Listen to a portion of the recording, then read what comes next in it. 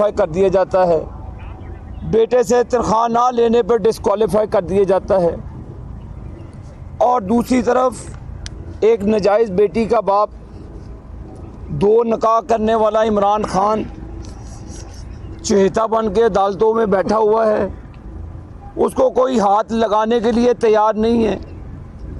हमारी मर्तबा तो साकिब निसार को बड़ी तकलीफ़ होती थी, जस्टिस खोसा निकल गया खोसा के,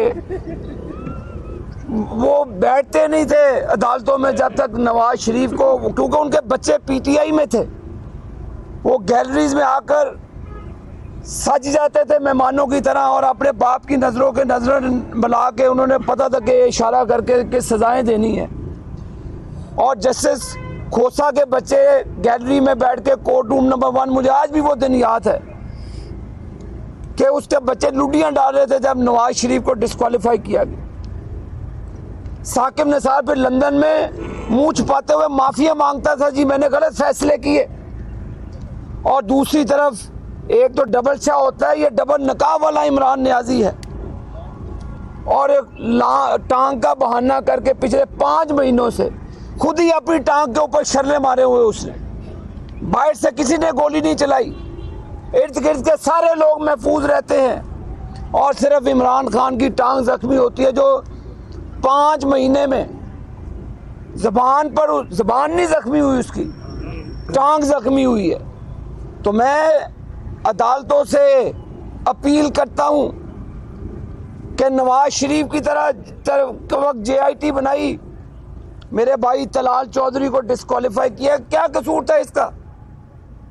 क्या कसूर था दानियाल अजीज का? क्या कसूर था निहाल हाशमी का? क्या कसूर था हमारे बेगुनाह साथियों का, जिनका केस सुनते आप कांपते थे? साकिब निसार के वक्त, वो फरौनियत के वक्त हमें सजाएं दिलवाई गई, लेकिन मैं आज इलेक्शन कमीशन ऑफ पाकिस्तान से भी अपील करूंगा कि 8 साल स्टे मिला है इमरान खान को। उनकी उस टेरियन का केस, उसकी नाजायज बेटी जिसको कैलिफोर्निया की अदालत ने झूठा कहा और उसको सादक और अमीन का सर्टिफिकेट दे दिया जाता है। एक डबल शाह, ये डबल नकाह खान है। मैं आज उलमा इकराम से भी सवाल करता हूं कि एक दानिस्ता तौर पर खातून अव्वल जो रही, उन्होंने अपना निकाह छुपाया, एक खामन के होते हुए इमरान नियाजी को भी पता था, उन्होंने निकाह किया, फिर दोबारा निकाह किया। तो ये हराम कारियां उसने पाकिस्तान की मईशत के साथ भी की, अपने मामलात में भी की।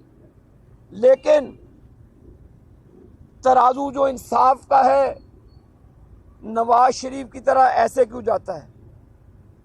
ऐसे होना चाहिए। इमरान नियाजी को डिस्क्वालिफिकेशन से कोई ताकत नहीं बचा सकती अल्लाह के फजलो करम से। ये कौन सी आसमानी कोई सुगात है कि जेल जाने से ये कतराता है, 500 लोगों का डेरा जमाता है अपने घर पे? इंसाफ सबके लिए एक है।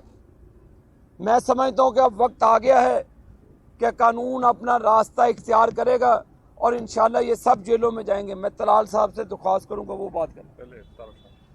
बिस्मिल्लाहिर्रहमानिर्रहीम। आज इमरान नियाजी ने इस्लामाबाद